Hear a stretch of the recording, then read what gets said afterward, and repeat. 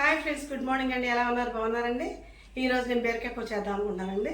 ఈ గురించి చక్క బీరకాయలు తెచ్చారండి. తీసుకొచ్చి శుభ్రంగా కడిగేసి నీట్గా పొట్టు తీసి చిన్న చిన్న ముక్కలుగా కోసుకున్నానండి. 2 ఉల్లిపాయలు కట్ చేశాను.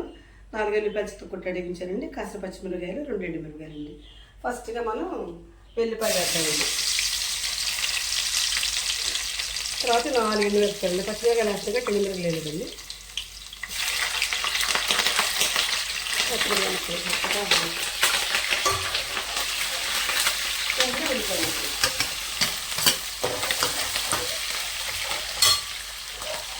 చక్కగా మరింత కరివేపాకు చక్కగా చిన్న మంట మీద చక్కగా నిదానంగా ఆగరిస్తున్నామండి. వేగిన తర్వాత అప్పుడు మనం వేయాలి.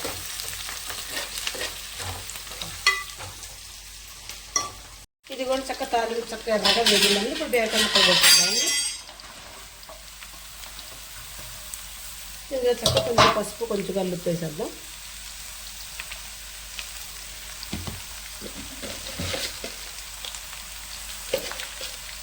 చక్క చిన్న మంట మీద మగ్గనిద్దామండి. దీనిలో బీరకాయ ముక్కలు వాటర్ ఉండగా తొందరగా మగ్గిపోతాయండి. ఇది కూడా చక్కగా కూర అయితే మగ్గిందని చక్క కొద్దిగా లైట్గా కారం వేస్తానండి. ఇది పన్నా వద్దన్నట్టు పడుతుంది. ఇది కూడా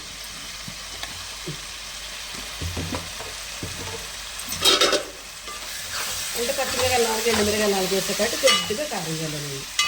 ఘాటు లేకుండా ఉంటుందని కొద్దిగా ఇందులో పాలు పోస్తామండి. ఒక 5 నిమిషాలు అడ్డిద్దాయిన తర్వాత అప్పుడు మనం తిప్పుదామండి. ఇది కూడా చక్కగా కొంచెం పాలు వేస్తాయి కదండి. మంచిగా చక్కగా దగ్గర అయిపోయింది. ఇంకొక 5-6 నిమిషాలు ఉంచిన తర్వాత దింపేసుకుందామండి. నేనైతే బీరకాయ పాలు పోసి ఈ విధంగా వండుకుంటానండి. నేను చేసే విధానం మీకు నచ్చితే ఒక లైక్ ఇవ్వండి. Please subscribe.